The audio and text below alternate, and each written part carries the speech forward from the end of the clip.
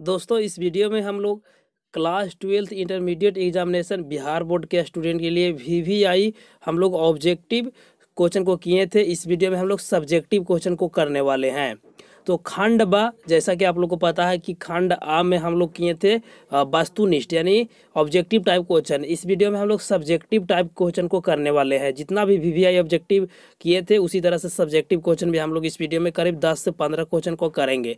और ये जो क्वेश्चन कोई ऐसा वैसा नहीं है, 100% लड़ने वाला क्वेश्चन है। गेस करके इस क्वेश्चन को बनाया गया है, तो आप लोग ध्यानपूर्वक देखिएगा। यहीं पे भी मैं आप लोग को याद करवाने का कोशिश करूंगा, और ठीक है। और ये जो क्वेश्चन है सभी टॉप लेवल के क्वेश्चन है। प्रीवियस ईयर में भी 1-2 क्वेश्चन इसमें से जो लिया हूँ पूछा गया है। 10 से 12 क्वेश्चन करने वाला हूँ। अगर इतना करते हो तो आप लोग को सब्जेक्टिव में प्रॉब्लम नहीं होगा। इस तरह से 1-2 सेट करवा दूंगा, बस आप लोग को सारा सब्जेक्टिव का झंझट खत्म। तो चलिए, कम से कम इतना कर रहा हूँ तो आप लोग को तो रिस्पॉन्सिबिलिटी बनती है कि वीडियो को लाइक कीजिए, ठीक है। तभी नेक्स्ट पार्ट भी बनेगा, तो लाइक कीजिए। इसी तरह से अगर चैनल पर नई बार हैं तो सब्सक्राइब जरूर कर लीजिए। और सबसे इम्पोर्टेंट चीज़ कि जिस दिन एग्ज़ाम रहेगा उस दिन हम लोग कैप्सूल कोर्स की तरह से एक हम लोग 100 या 200 ऑब्जेक्टिव का सभी सब्जेक्ट का हम लोग ऑब्जेक्टिव देखेंगे और सब्जेक्टिव भी, तो उस वीडियो में भी देखेंगे। इसके लिए आप लोग चैनल को रेगुलर बने रहना है। उसके लिए नीचे आप लोग को रेड रंग में सब्सक्राइब लिखा होगा, ठीक है। उसे दबा के उसके बगल वाले घंटे को ऑन कर लीजिए, ठीक है। और अपने दोस्तों में भी शेयर कर लीजिए।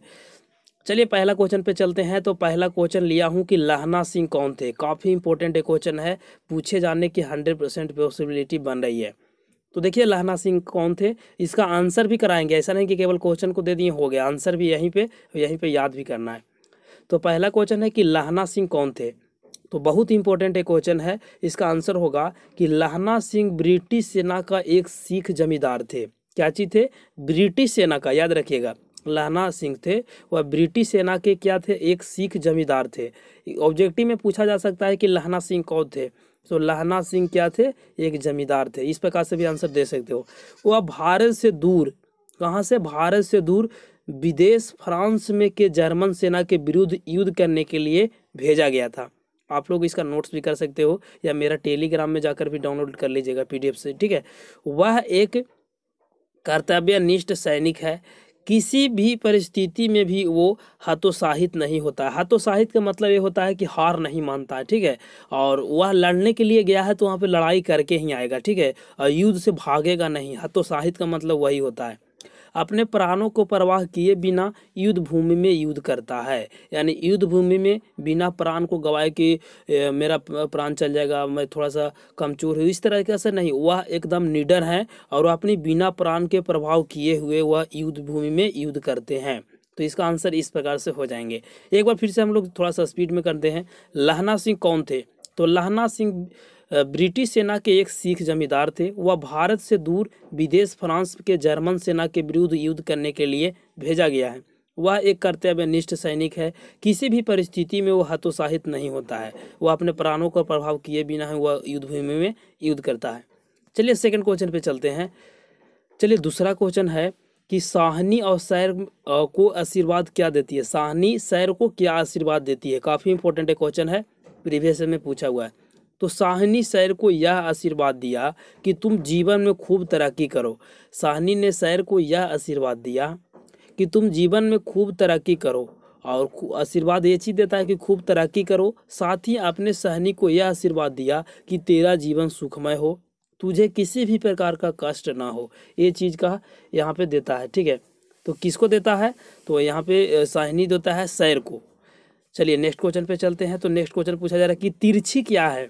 आप लोग को पढ़े होंगे कि तिरछी क्या है। तो तिरछी एक चैप्टर है, ठीक है। और इसमें ही पूछा गया कि तिरछी कहानी का प्रतीक क्या है। तिरछी क्या है? तिरछी कहानी का किसका प्रतीक है? तो किसका प्रतीक है इसके बारे में जानेंगे। तो इसका आंसर कुछ इस प्रकार से हो जाएंगे कि तिरछी छिपकली प्रजाति का जहरीला लिजार्ड है। क्या है? तिरछी छिपकली प्रजाति का एक जहरीला लिजार्ड है। एक तरह से कह सकते हो कीट की तरह, ठीक है। कीट जो होता है छोटा छोटा कीटाणु टाइप पे, तिरछी वही चीज़ है। छिपकली प्रजाति का जहरीला लिजाय है, जिसे विषखापर भी कहते हैं। जिसे हम लोग क्या कहते हैं? विषखापर भी कहते हैं। कहानी में तिरछी प्रचलित विश्वासों और रूढ़ियों का एक प्रतीक है। ये चीज़ का बतलाया गया है। यहाँ पे पूछा गया था कि किसका प्रतीक है। तो तिरछी प्रचलित विश्वासों और रूढ़ियों का प्रतीक है। और तिरछी क्या है? तो तिरछी छिपकली प्रजाति का एक जहरीला लिजार्ड है। तो देखिए जितना भी सब्जेक्टिव क्वेश्चन है वो अपने हिसाब से आंसर दिया हूँ ताकि स्टूडेंट को याद करने में परेशानी ना हो, ठीक है, वरना किताब से पढ़े हो तो काफ़ी झंझट होगा। चलिए यहाँ पे चौथा क्वेश्चन है कि बिस्नी और मुन्नी में किसका प्रतीक्षा है? बिस्नी और मुन्नी में किसका प्रतीक्षा है? वह डाकिया की राह क्यों दिखती है?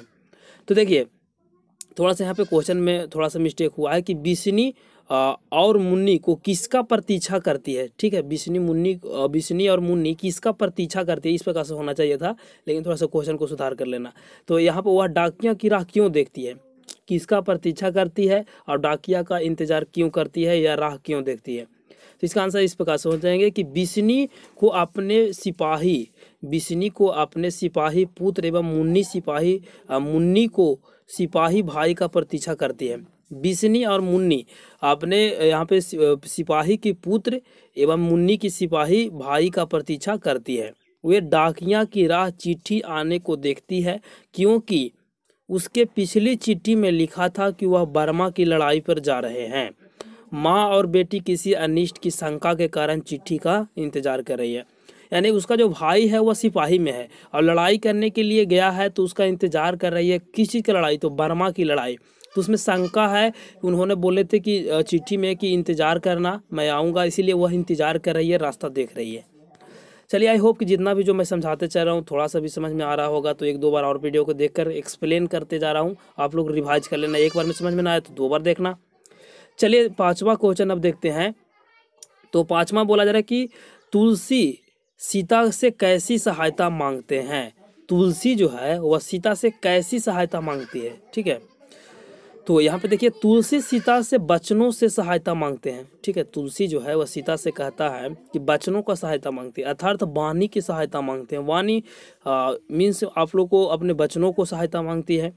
सीता माता को वे कहते हैं कि यदि प्रभु मेरा नाम दशा पूछे तो यह बतला देना कि मैं दीनहीन निर्बल हूँ और उन्हीं के नाम लेकर अपना पेट भरता हूँ।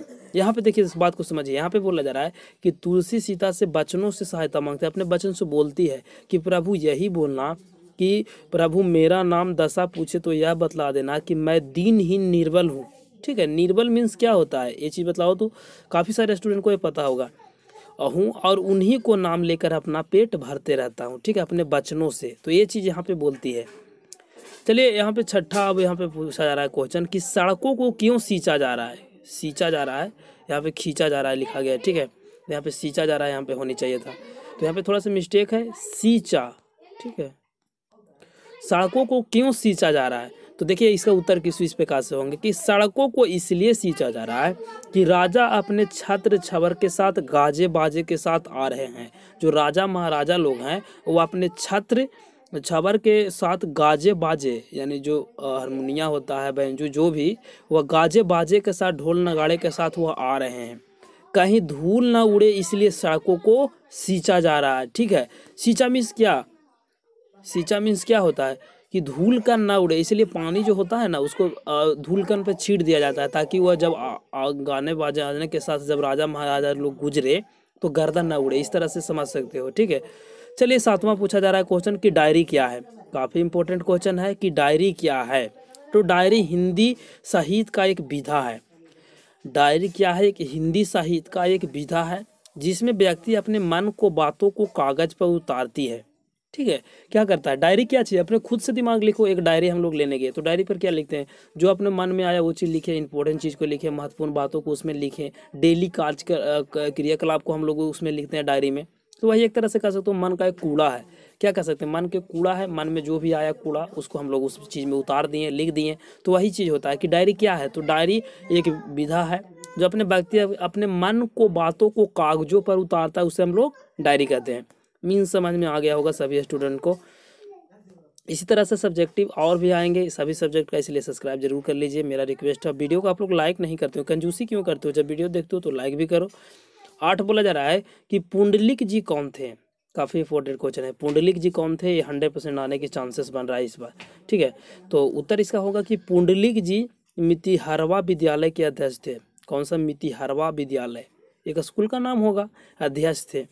मितिहारवा आश्रम में रहकर बच्चों को पढ़ाने के लिए ग्राम वासियों को दिल से भय दूर करने के लिए आए थे, के लिए रहे थे या आए थे कह सकते हो। तो पुंडलिक जी थे वह गांव के बच्चों को पढ़ाने के लिए आए थे और ग्राम वासियों यानी गांव में जो लोग रहते हैं उनको भय कुछ था, तो उस भय को दूर करने के लिए भी आए थे, ठीक है। और एक तरह से एजुकेशन फैलाने के लिए भी आए थे पुंडलिक जी, तो याद कर सकते हो। चलिए 9वां बहुत ज़्यादा इंपॉर्टेंट, 100% इस पर आएगा। बोला जा रहा है कि शिवाजी ने भूषण, शिवाजी की तुलना में भूषण किन किन यहाँ पे कह सकते हो किन किन से है, ठीक है। शिवाजी की तुलना भूषण से किन किन से की गई है। तो शिवाजी को भूषण की तुलना इंद्र से, राम से, परशुराम से, चिंता से, सिंह से, मृगराज से, कृष्णा से, ये सभी से किया गया है। चलिए 10वां क्वेश्चन है। अभी हम लोग 10वें क्वेश्चन को देखते हैं, उसके बाद कुछ और सोचते हैं। अभी पहले 10वां क्वेश्चन देखिए। बोला जा रहा है कि कवि यहाँ पे बोला जा रहा है कि कवि लोहे की पहचान किस रूप में कराते हैं, यही पहचान उनकी पत्नी किस रूप से कराती है। तो यहाँ पे दो चीज़ यहाँ पे पूछा गया है, एक ही क्वेश्चन में दो चीज़ पूछ दिया गया है कि कवि में लोहा का पहचान किस रूप से किया है और यही चीज़ को उसका पत्नी किस प्रकार से किया है। तो लोहा का पहचान करना है यानी डिफरेंस करना है, यानी बिटवीन करना है लोहा का, किस चीज़ का, लोहा का। तो एक करेगा उसका पत्नी और एक करेगा कवि। तो कवि करेगा किस तरह से और पत्नी किस तरह से करेगा। तो दोनों चीज़ इसमें देखिए आंसर में लिखा हूँ कि कवि लोहे की पहचान फावड़ा से करता है। फावड़ा आप लोग जानते हैं जिसे कबाड़ा जाता है बड़ा बड़ा बोल्डर को, ठीक है, फावड़ा हो गया। और एक तरह से उसको कह सकते हो कि याद नहीं आ रहा बट कुछ उसका और भी नाम है, चपाट टाइप पर कुछ ऐसे, ठीक है। तो फावड़ा, कुदाली, टांगिया, बसुला, पास, खड़ी बैल की गाड़ियों के चक्के। और इसे एक तरह से देखा जाए तो लोहा का बात किया जा रहा है, ठीक है। अब पट्टो गलों में जो बैल के जो गले में पट्टा होता है उसमें गले में जो एक घंटी लगा रहता है वो घंटी भी लोहा का ही रहता है। तो अंदर के लगे गोलियां, उसके अंदर वाला गोलियां भी रूप से कराते हैं, वही उसका वाइफ की तरह से कराती है। तो यही पहचान उसकी पत्नी है जो बाल्टी से, देखिए वाइफ थोड़ा सा यहाँ पे सेंस लगाना, अगर इस क्वेश्चन का याद नहीं होता आंसर तो यहाँ पे दिमाग लगाना कि जो जेंट्स लोग होते हैं ज़्यादातर घर के बाहर ही काम करते हैं, तो उनको किस चीज़ से किसान लोग करते हैं, आप लोग जानते होंगे, चपाड़ हो गया, कुदाल हो गया, खुरपी हो गया, ये सभी चीज़ को ज़्यादातर हम लोग यूज करते हैं किसान लोग, ठीक है। और यहाँ पे अगर वाइफ घर की जो लेडीज होती हैं वह काम किस चीज़ से करती है, तो वही चीज़ का पहचान करा रही है कि वो अपनी पत्नी पहचान बाल्टी के सामने कुएं में लगी लोहे से, सीढ़ी में छत में गाड़ी हुई लोहे से, हसूला से, हसिया से, चाकू से, भिलाई से, बाल्टियाँ से, जगह जगह पर कील है उससे कराती है। तो इस तरह से दोनों कवि भी करते हैं और उनकी वाइफ यानी पत्नी भी करती है। तो दोनों अलग अलग से लोहे की पहचान कराती है। तो इस वीडियो में हम लोग इतना ही करते हैं, ठीक है। और ज़्यादा करूँगा तो आप लोग को बोरिंग भी लगेगा। अभी 10 क्वेश्चन को किए हैं, नेक्स्ट वीडियो में फिर 10 करेंगे। एग्जाम आने से पहले आप लोग को सब्जेक्टिव में कोई भी प्रॉब्लम नहीं रहेगा, ठीक है। ऑब्जेक्टिव तो सीरीज आ ही रहा है, ऑब्जेक्टिव भी देखते चलिए।